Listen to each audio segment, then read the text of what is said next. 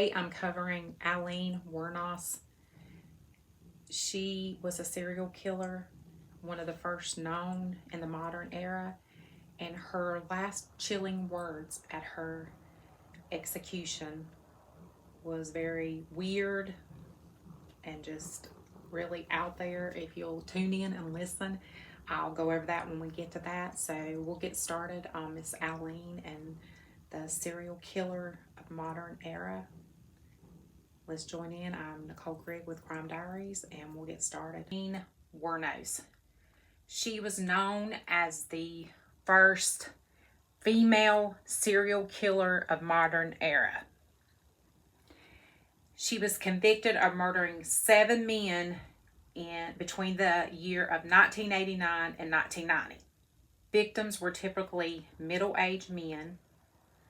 Picked her up while she was hitchhiking, and they were engaging in sex work. Aileen claimed that these killings were all self-defense, and alleging that the men attempted to sexually assault her or attack her each time.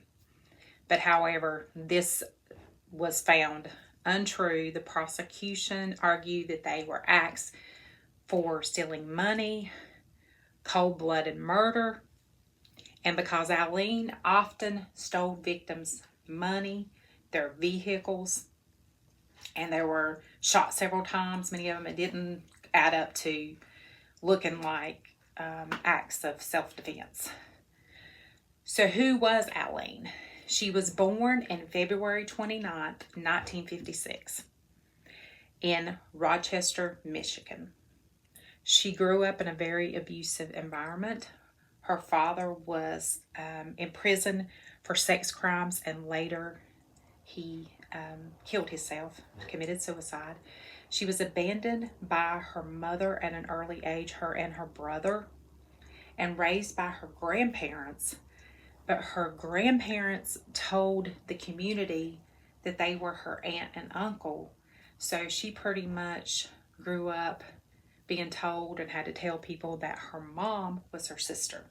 So you can see that all the abuse, her grandfather was even known to abuse her and let other people abuse her sexually and otherwise.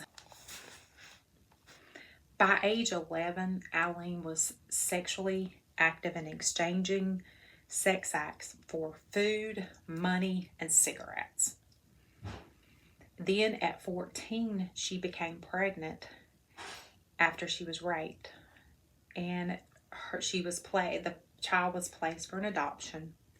And shortly after, her grandmother passed away, and her grandfather pretty much kicked her out of her home, told her to leave. So then she began living like in the woods and having to become more active in like the sex work to survive, for money and other things that she needed. Aileen was married for a short time to an older man that was like 30, 40 years older than her, and they ended up in divorce because he said that she would take his cane and beat him with it. Then Aileen met her girlfriend, the one she was currently with till she got arrested, and her name was Tyra Moore. I think they met in a bar, and right after, it wasn't too long after they met, is when Aileen did her first killing. She started in 1989 and murdered 7 men. Known victim was Richard Mallory, an electronics shop owner. She murdered him and shot him, and investigators found his abandoned car and his body. He was shot several times. Then the next victim was David Spears, a construction worker. His nude body was found with gunshot wounds along a Florida highway. Then came Charles Carcassonne, part-time rodeo worker, and he was shot several times. Then there's Charles Humphrey, a retired Air Force major. He was a former child abuse investigator, and he was found with multiple shot wounds. He was, it shook the community because he was supposed to be an upstanding officer and looked at highly. Next was Troy Burgess, a sausage salesman. He was reported missing on a delivery, and he was found days later with gunshot wounds. Next, Peter Sims, a missionary in New Jersey. His car was found abandoned. Aileen's fingerprints were found inside, and his body was never recovered. The final victim was Walter Antonio. So Walter, his body was found in a remote area of the woods and had been shot multiple times. In each case, Aileen insisted that they were self-defense and that they had attacked her first. But they showed signs of multiple gunshots, and she'd stolen their thing. Aileen and Tyra Moore, her girlfriend, she told Tyra that she had when she killed somebody, she told her.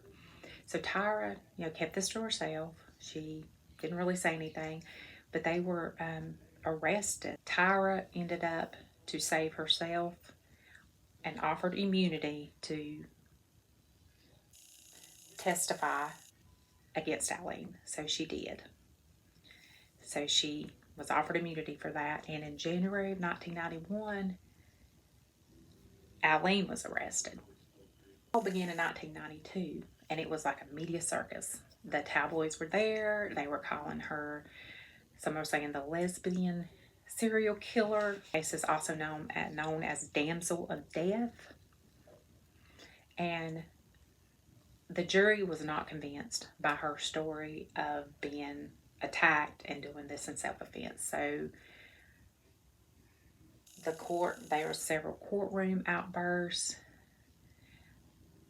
but in the end, she was convicted of murder and put on death row.